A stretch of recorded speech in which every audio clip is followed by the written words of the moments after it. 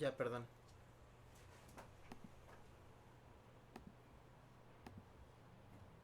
Listo.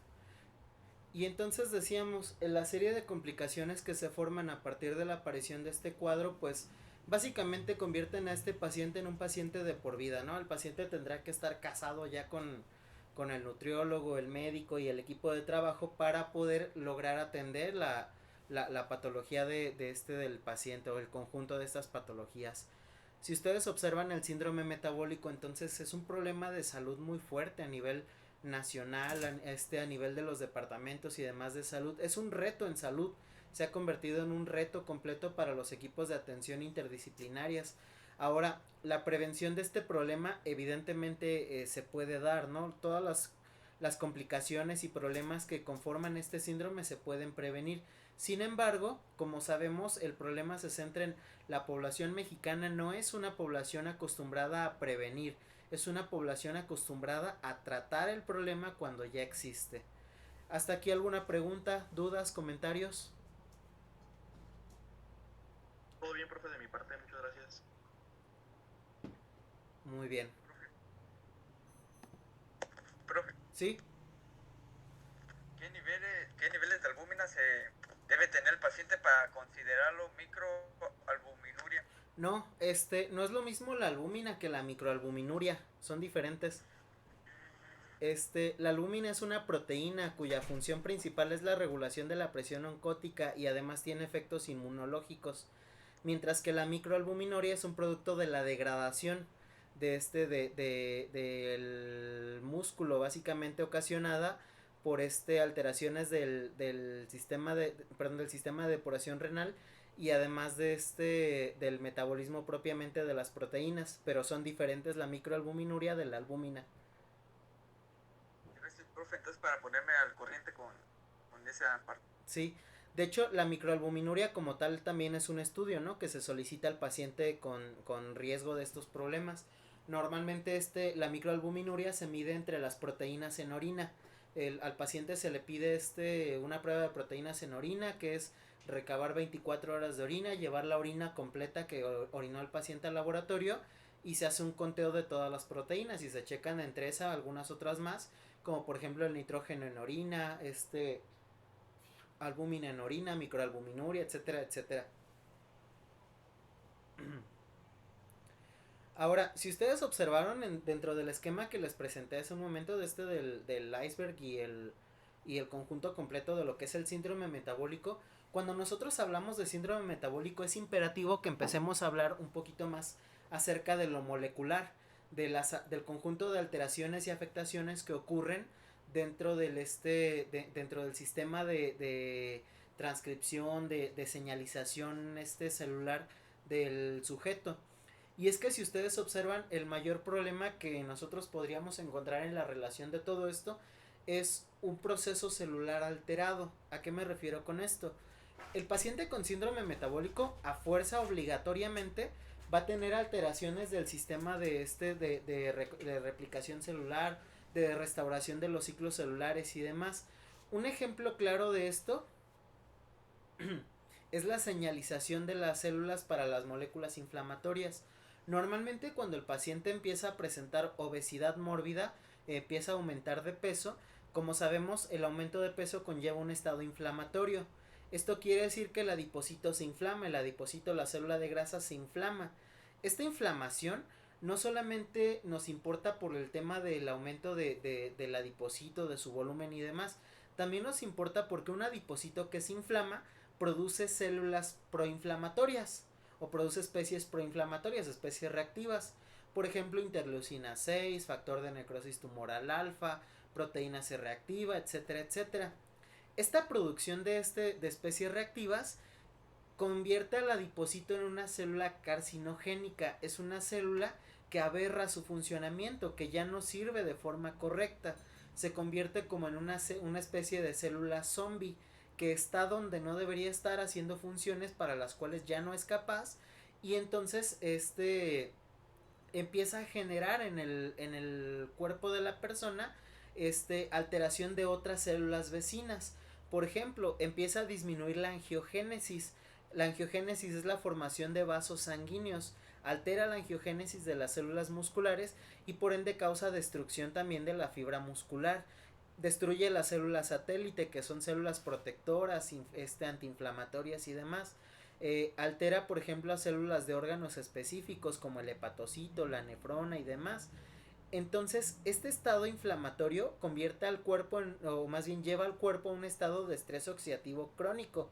El estrés oxidativo, ese es un término que se ha estudiado recientemente en demasía en la nutrición en general. Básicamente hoy en día se publican estudios diarios que tienen que ver con temas relacionados en la nutrición y la alteración la reversión de este estrés oxidativo. El estrés oxidativo bien podríamos definirlo como la alteración del balance entre la producción de especies reactivas con los mecanismos de reparación del cuerpo. Les voy a explicar en términos coloquiales qué es el estrés oxidativo. Imaginen ustedes que están en su casa, en una cocina. Todos los días cuando ustedes cocinan, para poder producir un platillo, a fuerza tienes que producir basura. No puedes cocinar sin producir basura. Es una ley obligatoria, ¿no? En tu cuerpo pasa lo mismo. Imagina que tu cuerpo es una cocina. Para que tu cuerpo pueda producir metabolitos como es energía, entre otras cosas, energía, anticuerpos y demás, también tiene que producir basura metabólica. Entonces, para tu cuerpo poder utilizar de forma correcta los sustratos, también debe producir basura o desechos del metabolismo. Ahora, imagínate que en esta cocina, mientras tú produces basura, hay alguien que se encarga de estar limpiando. Tienes a tu asistente, ¿no? ¿Cómo se le dice? Al pinche, que está recogiendo toda la basura que vas formando. Este es un sistema que funciona. Entonces tú produces basura, pero a la par la propia cocina se encarga de alguna forma de ir eliminando esta producción de basura. En el cuerpo pasa lo mismo. Tú produces basura, pero tienes órganos y sistemas que se encargan de eliminar esa basura metabólica. Por ejemplo, la producción de orina es un mecanismo de eliminación de desechos. La respiración es un mecanismo de desecho. El intercambio en el hígado también es un sistema de eliminación. La defecación es un sistema de eliminación de desechos.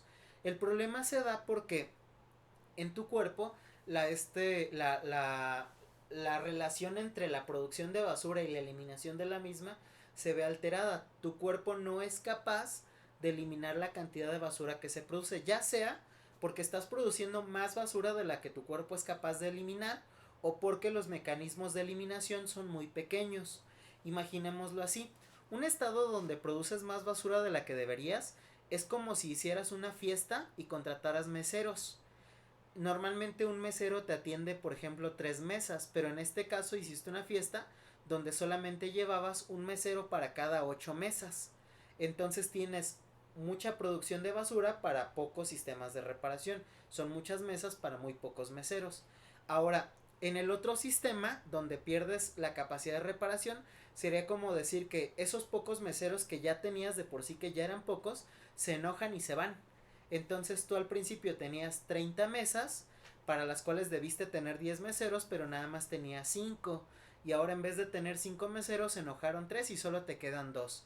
Quiere decir que además de que produces mucho más basura metabólica, tu cuerpo ya ha perdido capacidad para repararla. Y entonces esto convierte a tu cuerpo en básicamente un cochinero, ¿no? Metabólico. Tu cuerpo se convierte en un bote de basura donde todos los productos del desecho metabólico se vuelven tóxicos y alteran el funcionamiento de las células que aún funcionan. Convierten estas células en células carcinogénicas. Aquí es donde guardamos o donde podemos encontrar una relación química entre, entre el cáncer y las enfermedades metabólicas como el sobrepeso, la obesidad, entre otras más. ¿Hasta aquí alguna pregunta, dudas?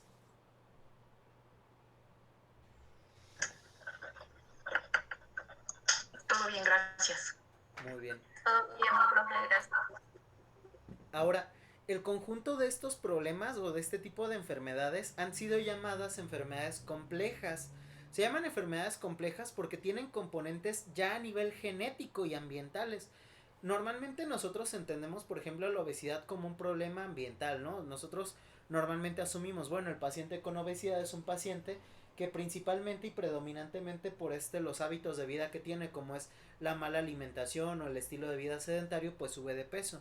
Pero ahora nosotros tenemos que entender este tipo de padecimientos, desde la hipertensión, la obesidad, la diabetes y demás, como un conjunto de problemas a nivel genético, donde se rompen estos mecanismos de reparación. Así que cuando tú te preguntas, no sé si les ha pasado, pero cuando tú tienes un paciente con dificultades para bajar de peso a pesar de tener un gran apego a la dieta, normalmente el problema viene porque ya el paciente no es un paciente que responda de forma normal, ya no es un paciente que le baste nada más con recorte calórico o demás, sino que se tienen que buscar otras alternativas diferentes para corregir este conjunto de alteraciones metabólicas que el paciente presenta, porque estas alteraciones ya están a nivel genómico, ya están a nivel de la reparación de sistemas, estructuras y demás.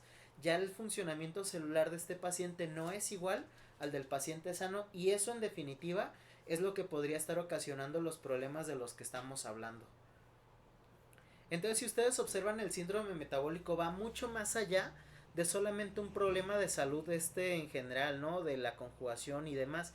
Representa el síndrome metabólico, además de la conjugación de problemas, una serie de anormalidades metabólicas, genéticas, y epigenéticas, que van a ser muy difíciles y complejas de tratar.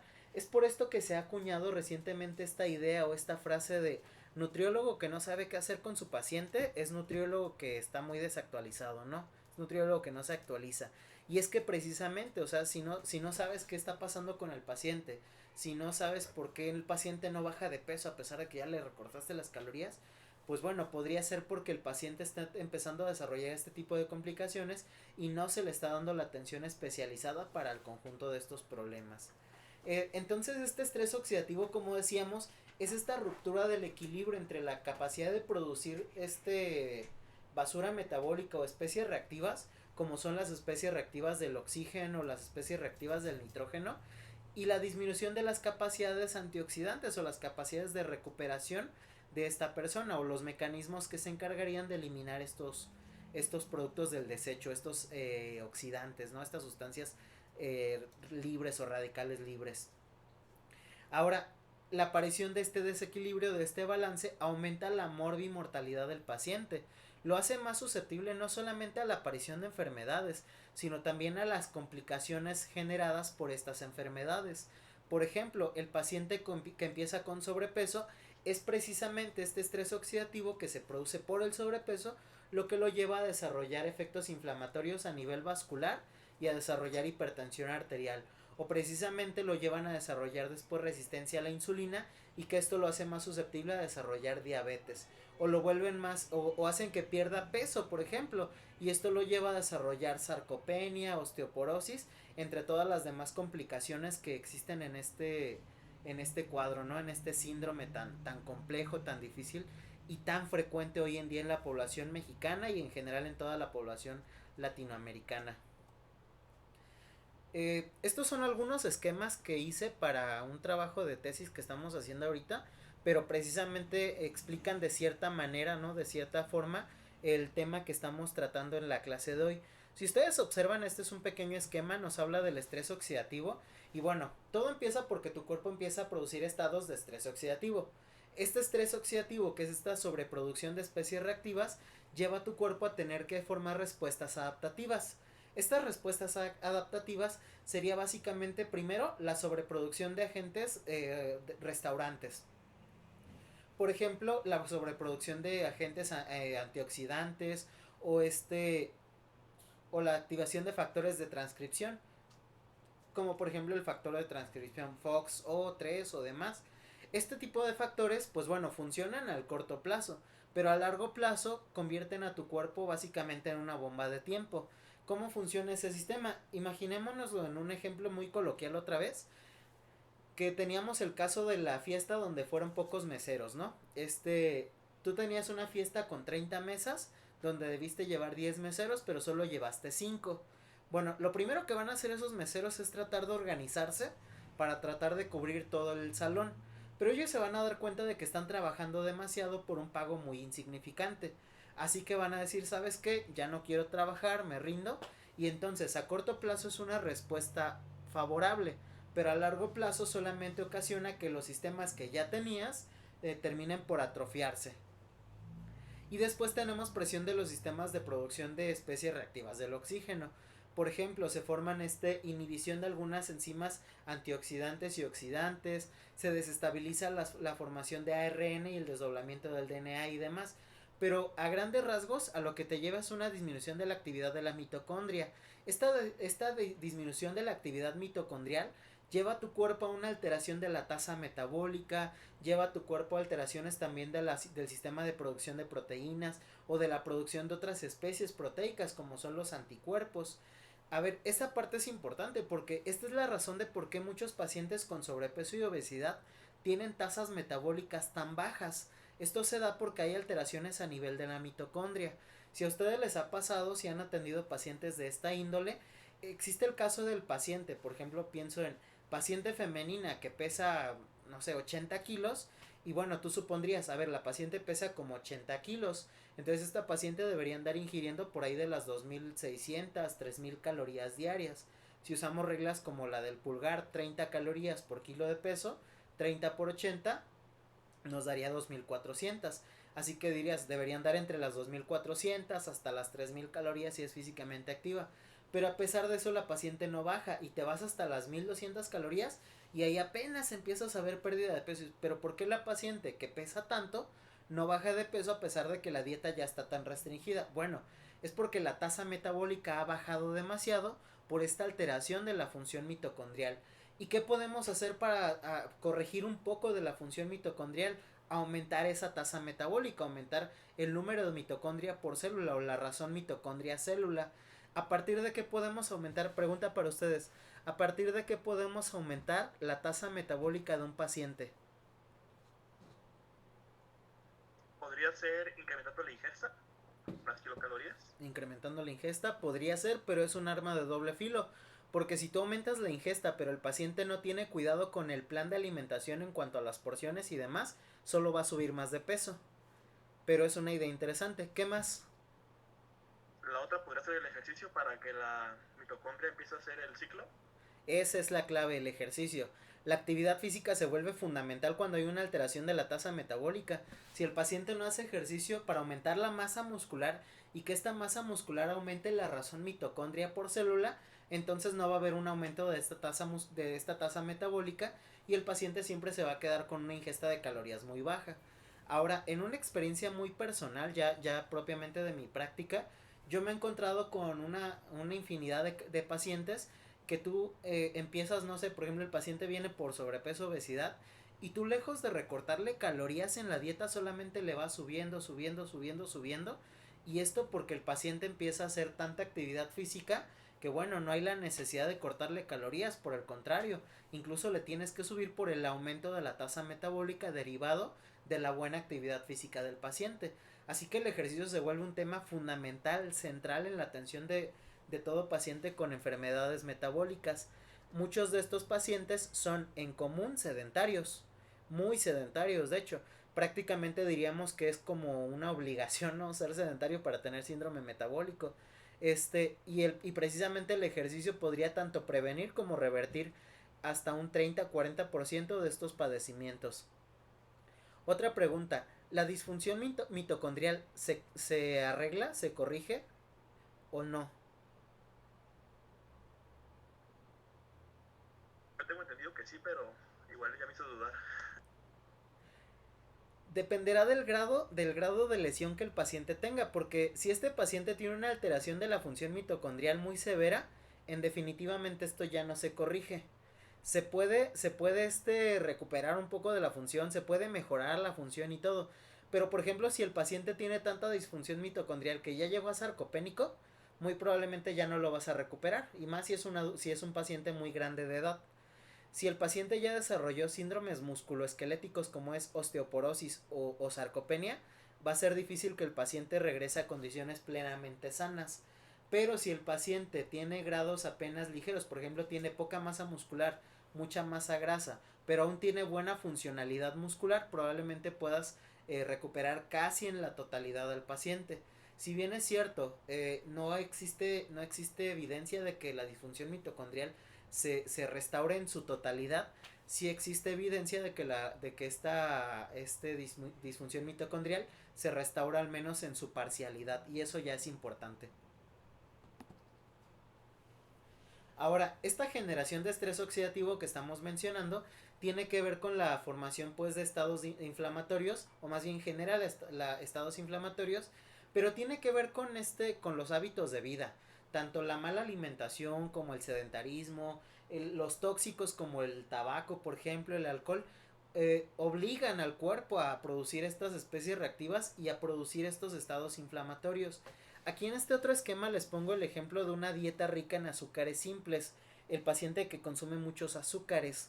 Cuando tú consumes demasiados azúcares, el problema del azúcar es que disminuye los antioxidantes dietéticos. El azúcar inhibe muchos antioxidantes dietéticos, ese es un punto muy importante.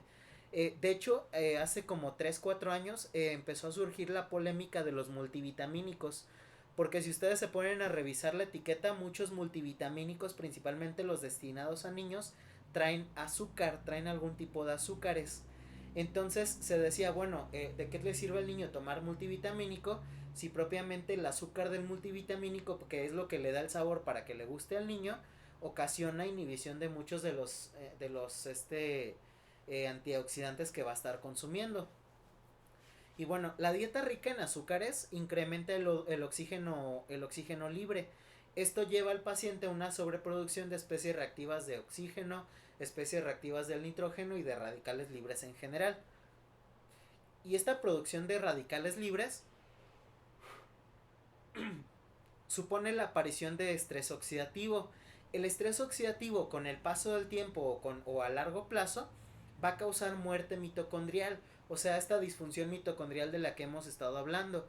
Esto lleva a una disminución de los niveles de ATP y por ende esta disminución de los niveles de producción de ATPs perdón, termina disminuyendo la tasa metabólica. Ahora, la disfunción mitocondrial con la disminución de la producción de ATPs y la disminución de la tasa metabólica lleva al paciente a producir una lesión celular irreversible. Esta lesión celular irreversible, como decíamos, ya no se va a poder curar. Se puede retroceder un poco en el grado de lesión que el paciente tenga, pero siempre la va a tener. Lleva al paciente a la necrosis celular, estados inflamatorios, una sobreproducción de especies reactivas de oxígeno y especies reactivas del nitrógeno, y la expresión de genes y estructuras carcinogénicas.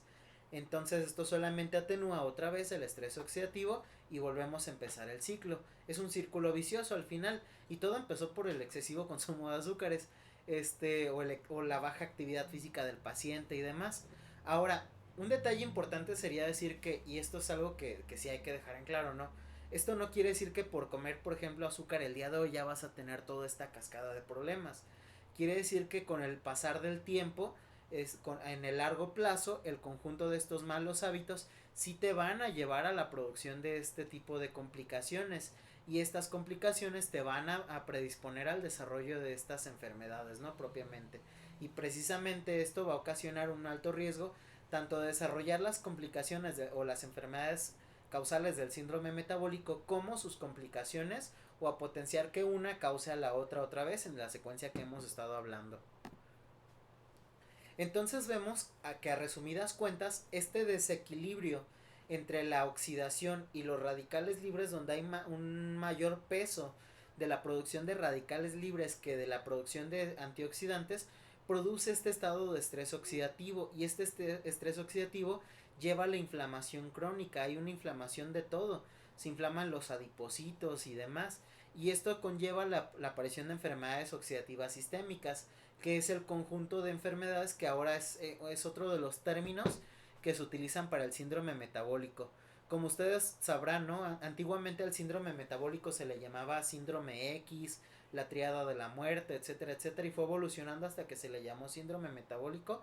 Ahora un término nuevo que se está utilizando es de enfermedad oxidativa sistémica, que es el conjunto de estas complicaciones: obesidad, diabetes mellitus tipo 2, hipertensión y aterosclerosis o dislipidemias.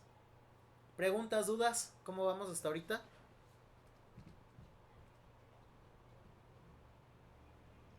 De mi parte, muy bien, profe, muchas gracias. Bien, gracias. Bien, profe. Hoy la sesión está programada para acabarse en 3 horas, o sea, acabaríamos hoy como a las 8. ¿Quieren que nos tomemos en el intermedio un espacio de 10 minutitos? ¿Quieren que nos la echemos corrida y ver si acabamos 10, 15 minutos antes?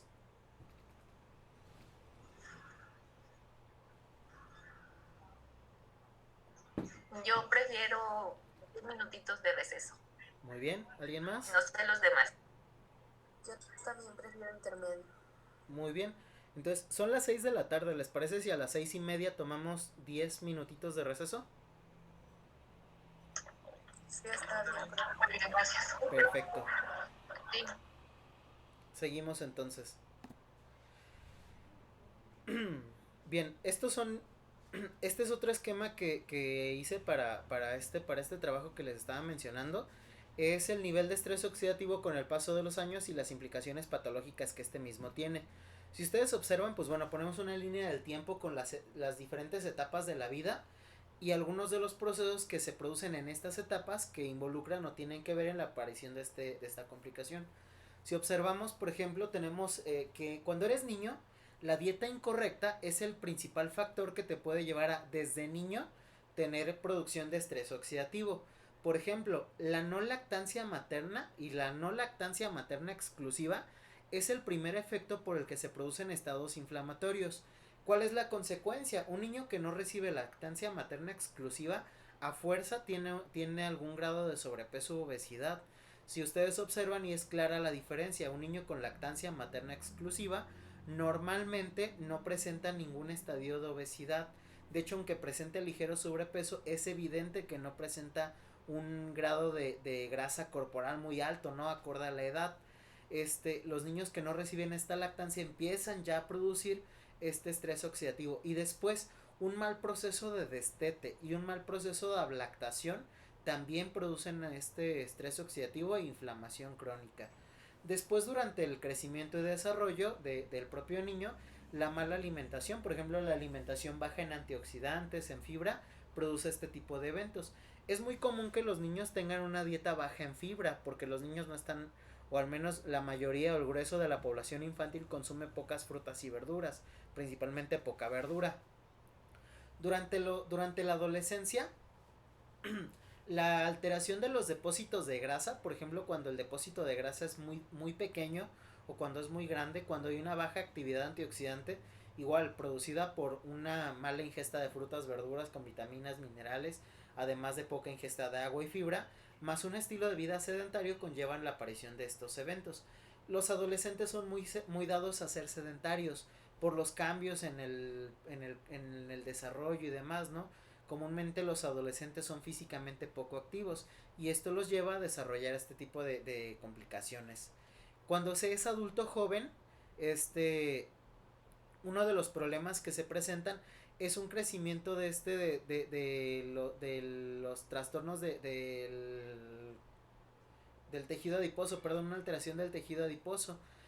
Normalmente el adulto joven aumenta su masa grasa, y también aumenta la masa muscular, eso es importante. Normalmente entre los 18 y los 28 años tienes un aumento importante de masa muscular. Por eso se dice que entre los 18 y los 28 años estás en tu mejor forma física de toda la vida, ¿no? Pero con este aumento de masa corporal, de masa muscular, también hay un aumento de masa grasa. El problema se da que en México después de los 23 años, es un hecho que los adultos en México después de los 23 y entre los 30 suben mucho de peso, o subimos mucho de peso, mejor dicho, normalmente relacionado a los cambios en el estilo de vida, por ejemplo, la introducción a la vida laboral, la alteración de horarios, el presupuesto y demás. Y esto puede producir resistencia a la insulina y la hiperleptinemia, que es un problema también secundario. Normalmente este es secundario a otro tipo de cosas, como es por ejemplo las primeras alteraciones en cuanto al consumo de tóxicos y demás. Tenemos que en los adultos, que podríamos llamar adultos veteranos de más de 40 años, normalmente hay un aumento de la inflamación. Esto es secundario al proceso de crecimiento. Este aumento de la inflamación, hay que decirlo, sí es común, no es tan normal que sea alto, pero sí es común, porque empieza pues el proceso ahora sí ya de deterioro de sistemas orgánicos. Recordar que se supone que después de los 30 años empiezas a tener al menos entre cada 12 24 meses pérdida del 1% de sistema de eficacia corporal. Después hay un estado de hiperglucemia y de dislipidemia crónica. Y en el caso de los adultos mayores hay estados de formación de obesidad, o enfermedades, ¿no? En general. Normalmente el adulto mayor en México es común, y esto no quiere decir que por ser adulto mayor debas tenerlo, pero comúnmente los adultos mayores en México presentan problemas relacionados a los problemas metabólicos otra vez. Hipertensión, diabetes, enfermedades vasculares, artritis, dislipidemia, sarcopenia, obesidad, entre otros problemas más. Y entonces, entre más vas creciendo, más se vuelven importantes las estrategias para disminuir la inflamación a partir de la disminución del estrés oxidativo causado precisamente por las complicaciones, ¿no? Del estado de vida, el estilo de vida, perdón, en general, y el manejo de estos problemas. ¿Hasta aquí alguna pregunta?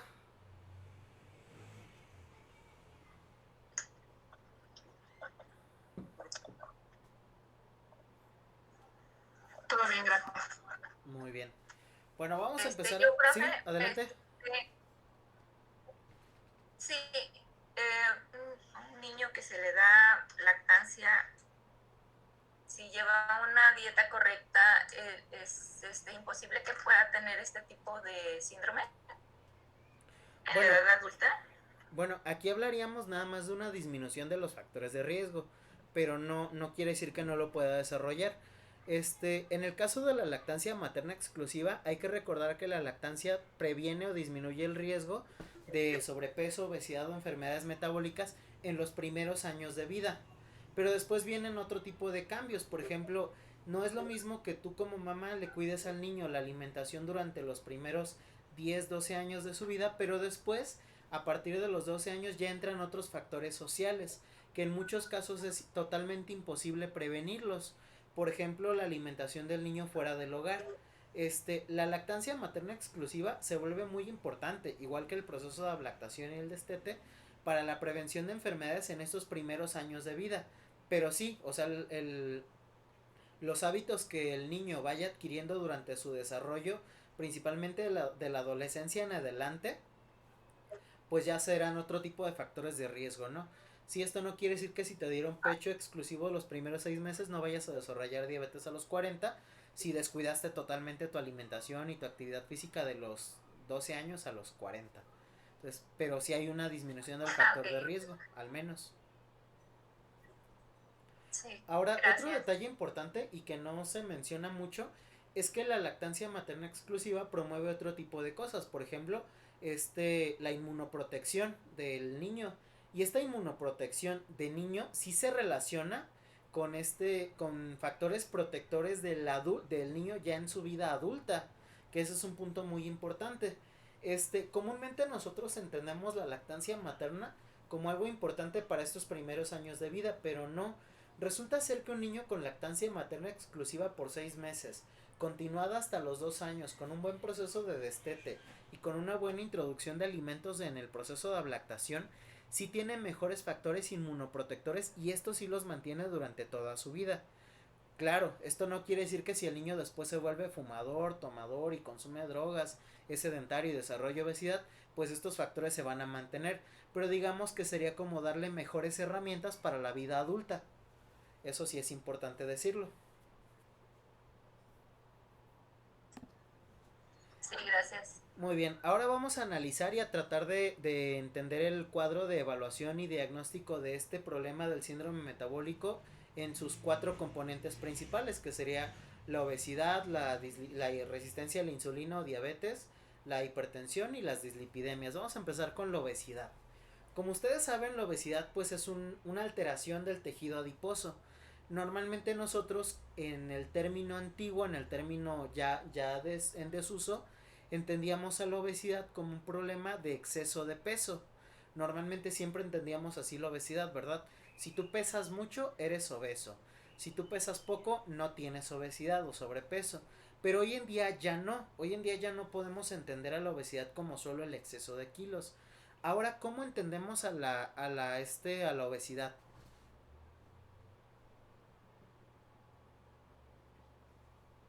Con un Una porcentaje enfermedad de crónica grasa basada en muy alto. adiposidad. Enfermedad crónica basada en adiposidad, pues ahí está en la diapositiva, ¿no? Este, hoy en día a la obesidad la entendemos como un exceso de grasa corporal, de tejido adiposo. Básicamente, la obesidad es la relación entre el exceso de peso que tienes, que sí es importante, pero en relación al componente graso de ese peso. Es decir, independientemente de si pesas mucho, poco o lo ideal, cuál es la clasificación en cuanto a la masa grasa que tienes. Y ese es el punto de corte, la masa grasa en relación al peso. Este, en este conjunto o desde esa perspectiva, la obesidad nosotros entonces debemos entenderla como indistintamente de si tienes un exceso de kilos, si presentas mucha masa grasa o no. ¿Por qué es importante esa parte? Porque tú puedes encontrar a pacientes que se encuentren relativamente dentro de su rango de peso idóneo, o sea, con un índice de masa corporal normal, pero que aún así tengan un excedente de masa grasa. Y esto lo podemos evidenciar, por ejemplo, con la circunferencia de cintura, el tejido adiposo en relación a lo que obtienes por antropometría, bioimpedancia, etcétera, etcétera, entre otros métodos más. Ahora, esto lo que te plantea es que podrías encontrar un paciente que esté dentro de su rango de peso ideal, pero con mucha grasa. Y sí los hay, ¿no? O sea, sí podrías pensar, por ejemplo, ahorita entre tus conocidos, en alguien que es relativamente delgado, pero que estéticamente se ve grasosito, que estéticamente se le ve un alto porcentaje de grasa y poca masa muscular. Lo ves porque tiene brazos delgados y no bien definidos en el músculo, por ejemplo, o piernas muy delgadas con poco músculo y demás.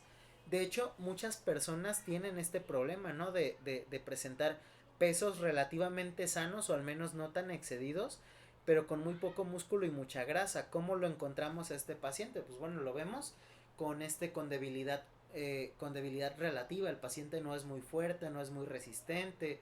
Por ejemplo, este paciente que sí es delgado, pero que se anda infartando cuando sube las escaleras, o este paciente que sí es delgado, pero que no te aguanta un ejercicio de media hora o demás. Este paciente que podría usar tallas relativamente pequeñas, pero que se le ven mal, o sea, se le ve la grasa corporal. Entonces no es lo mismo el exceso de kilos que el exceso de grasa. Y para el término actual, el término nuevo, es el exceso de grasa lo que tú debes evaluar, ¿no? Ahora, les pongo ese término que se mencionó ahorita, enfermedad crónica basada en adiposidad, porque probablemente de ahora en adelante ese es el término que se va a utilizar o que más vas a escuchar. El término obesidad, pues es un término como inespecífico en relación a cómo se evalúa.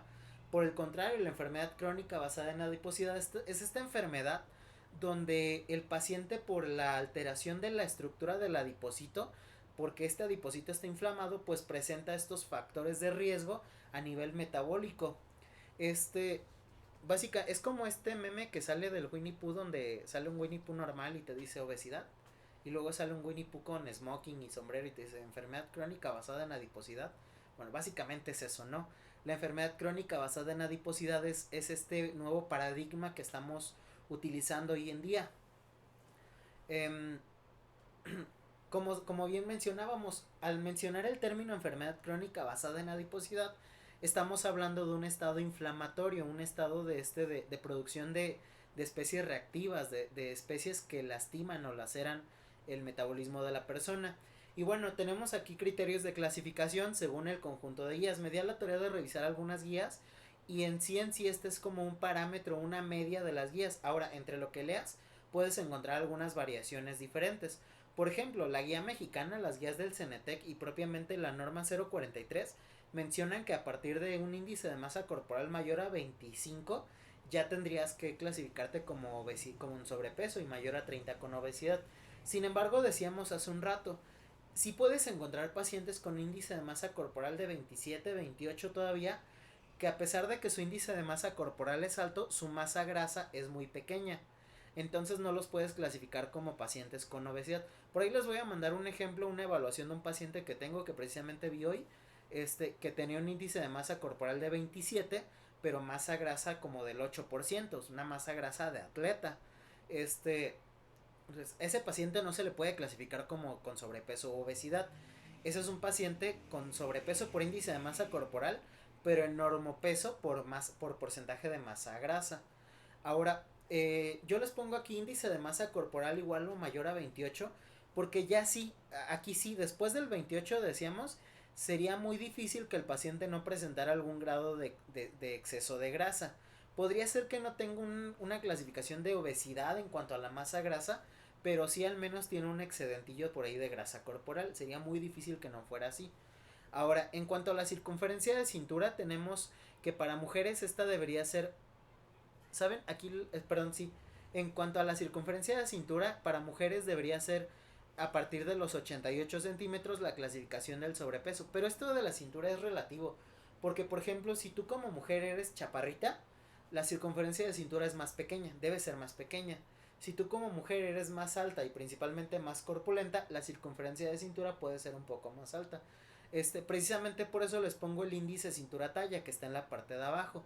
Básicamente el índice cintura-talla te dice que tu circunferencia de cintura debería ser la mitad de tus centímetros de estatura. Por ejemplo, si tú mides 1,60, 1,60 centímetros, la mitad de 160 son 80. O sea, tu cintura debería medir de 80 hacia abajo, en términos relativos. Pero bueno, para las guías, si eres mujer deberías tener menos de 88 centímetros. Si somos honestos, una mujer con 88, 86 centímetros de cintura ya se denota un poco de masa grasa, de exceso de peso. Y para hombres es más de 94. Ahora, un hombre que tiene 94 centímetros de cintura ya utiliza talla grande de playera. Así que ya no necesariamente los 94 no deberían ser considerados el límite. Propiamente yo diría que a partir de los 90 centímetros ya deberíamos clasificarlo como sobrepeso y obesidad.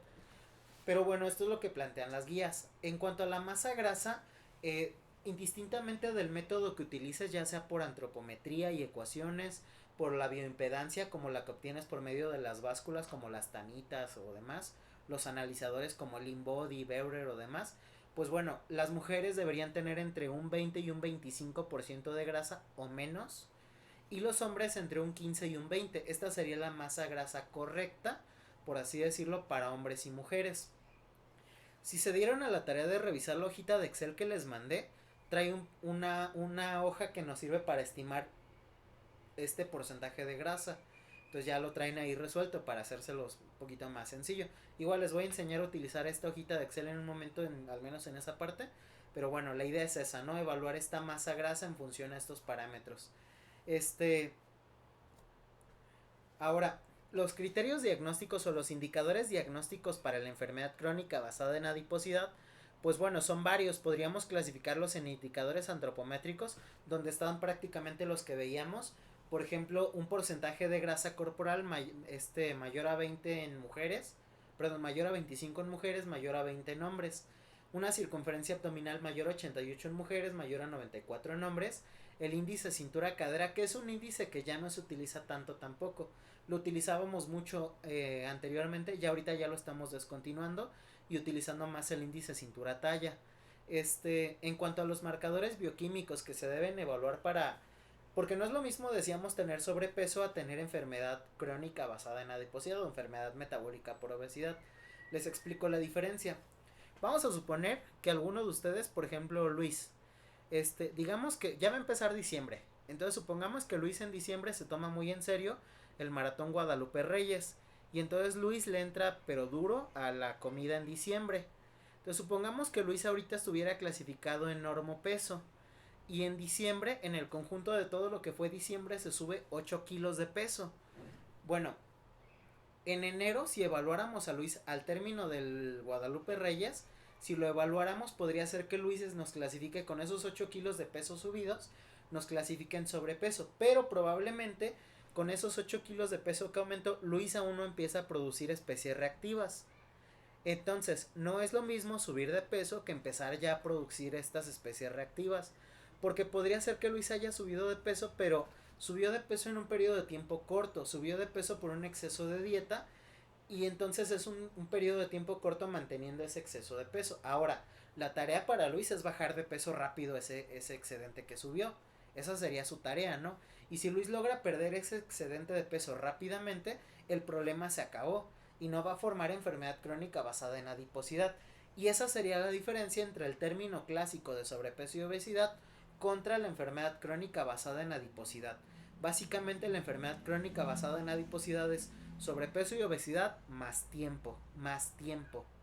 El sobrepeso y la obesidad es solamente sobrepeso o obesidad en relación al peso que tienes.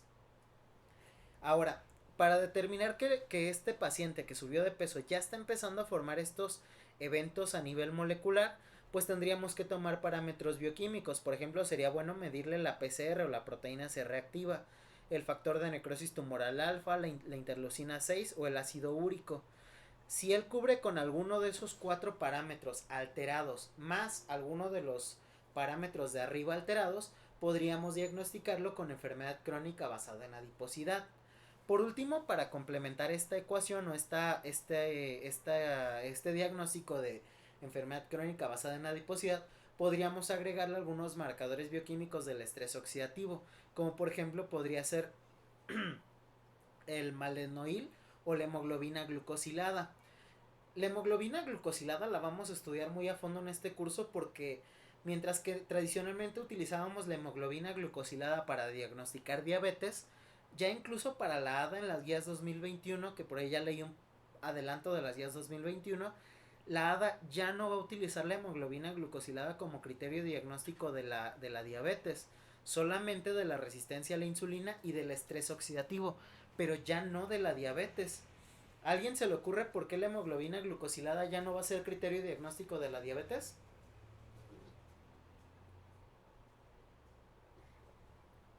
Empecemos por ¿qué mide la hemoglobina glucosilada?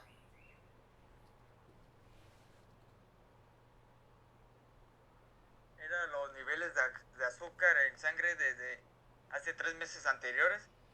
Muy bien, mide los niveles de glucosa en sangre en los últimos 120 días, que es el tiempo de vida medio de la hemoglobina, ¿verdad? Te hace un promedio de esta glucosa y te lo mide en un por ciento.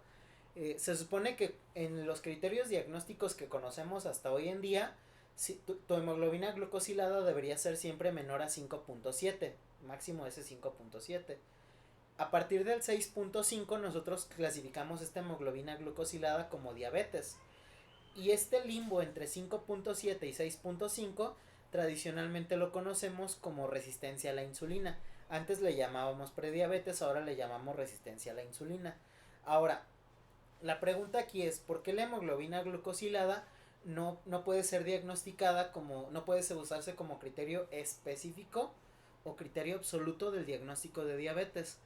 La respuesta se encuentra, o la clave de la respuesta se encuentra en esta afirmación de la medición de los 120 días. O de los últimos 3 meses, mejor dicho. ¿A alguien se le ocurre por qué?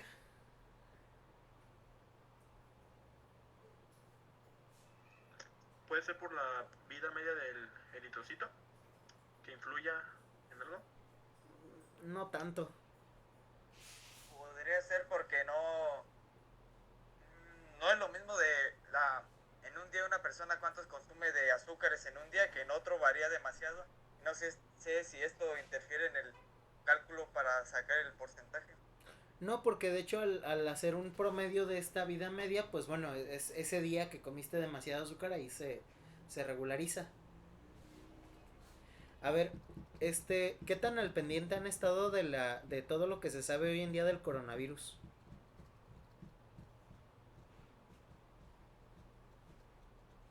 Más o menos. ¿Alguno de ustedes encontró o ha leído información acerca de manejo de la glucemia en paciente con COVID complicado? No, profe. Algo muy interesante que se ha encontrado en los tiempos recientes de la atención del paciente con COVID y que de verdad es muy interesante es que el paciente con COVID, perdón, el paciente con COVID resulta que es un paciente que comúnmente presenta niveles alterados de glucosa diaria. O sea, el estrés oxidativo Cualquier enfermedad que cause estrés oxidativo alto altera la curva de la glucemia. Entonces, por ejemplo, si tú estuviste hospitalizado un mes por COVID, sería normal que tuvieras una hemoglobina glucosilada alta y eso no te convierte en diabético. Si tú tuviste, por ejemplo, cáncer y estuviste en quimioterapia, es común que tengas una hemoglobina glucosilada alta y eso no te convierte en diabético.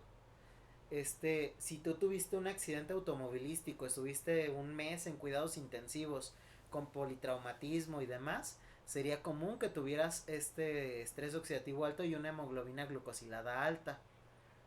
De hecho, por ejemplo, el paciente con alcoholismo crónico comúnmente tiene hemoglobina glucosilada alta y esto no lo vuelve diabético. Por eso, la hemoglobina glucosilada ya no puede ser considerada como un factor decisivo de la enfermedad crónica, ¿no? O de la diabetes, porque solamente refleja el estrés de los últimos 3 meses, pero no refleja el estado real de utilización de la glucosa en condiciones sanas del paciente. Entonces es un criterio que ahora va a pasar a ser un criterio clínico de decisión clínica, no un criterio de decisión por tabulación. ¿Qué es decisión por tabulación? Bueno, por ejemplo, en la curva de tolerancia a la glucosa.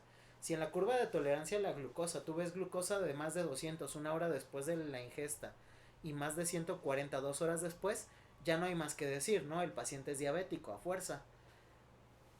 Pero en la hemoglobina glucosilada, que antes decíamos eso, hemoglobina glucosilada 6.8, diabético. Ya no, vas a ver hemoglobina glucosilada 6.5, hay que hacer otras pruebas. Ese va a ser el manejo ahora de esa hemoglobina glucosilada. ¿Dudas, preguntas hasta ahí? Entonces, profe, yo, una persona que está, como quien dice, en estrés sobre algún accidente o alguna alteración que tiene, ¿se le sube la hemoglobina? Normalmente se le sube la glucemia, le sube la glucosa. Y esta elevación de la glucosa, con el tiempo de estancia hospitalaria, va a hacer que la hemoglobina glucosilada le empiece a salir alta. Dependerá de cuánto tiempo mantuvo ese estrés oxidativo. De hecho, hay un artículo que les voy a mandar el artículo por el grupo de WhatsApp. No forma parte de del manejo del curso, pero se los voy a mandar porque es interesante y tiene que ver con este tema. Es un artículo que se convirtió en un clásico de la nutrición, se llama Nice Sugar o el estudio de los veteranos Nice Sugar, que es un estudio que se realizó en un hospital de veteranos de Estados Unidos, donde se evaluó la glucosa media en pacientes con alto estrés oxidativo y se encontró que el paciente con alto estrés oxidativo incluso necesita, para un correcto manejo de sus problemas, necesita a fuerza tener niveles de glucemia más elevados de lo común. Se convierte pues entonces esta glucemia alta en un factor decisivo de la mortalidad intrahospitalaria en el caso de pacientes con alto estrés oxidativo. Ojo con esto, pero lo que estamos diciendo es que el paciente tendría que tener un padecimiento que involucre alto estrés oxidativo. Porque si tu paciente no tiene ningún problema secundario que genere estrés oxidativo y trae hemoglobina glucosilada 6.8, pero no tiene ningún otro padecimiento paralelo, tu paciente sí es diabético. A eso nos referimos con el criterio clínico. Porque no hay nada más que justifique la hemoglobina glucosilada alta más que la diabetes en este caso. Ahora sí, tu paciente, por ejemplo, tuvo COVID y el paciente con COVID sale después con hemoglobina glucosilada de 6.5, 6.7, bueno, sí podrías asumir que esa hemoglobina glucosilada alta tiene que ver con el COVID que tuvo, el estrés oxidativo e incluso con algunos de los fármacos que se utilizan hoy en día para COVID. Entonces hay un problema aparte que podría ser el causante. ¿Qué tienes que hacer? Estudios complementarios. Curva de tolerancia a la glucosa a fuerza y monitoreo de las cifras de glucemia las siguientes 4 semanas del paciente. Ok, gracias. No hay de qué. ¿Alguna otra pregunta?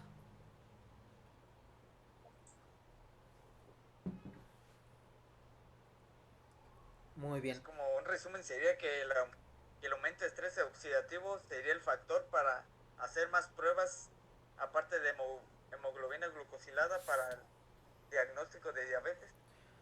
El estrés oxidativo sería una causa que podría, que podría justificar la elevación de los niveles de glucemia del paciente, de los niveles de glucemia altos del paciente. Hay que hacer pruebas complementarias para determinar si la hiperglucemia del paciente es porque ya es diabético o resistente a la insulina o es por el estrés oxidativo por una enfermedad paralela. Muy bien. Ya son las 6:30, entonces tomamos 10 minutos de receso y continuamos a las 6:40 con la clase. Vamos a hacer unos ejercicios de esto. ¿De acuerdo? Sí, profe. Muy bien. Entonces nos vemos en 10 minutos.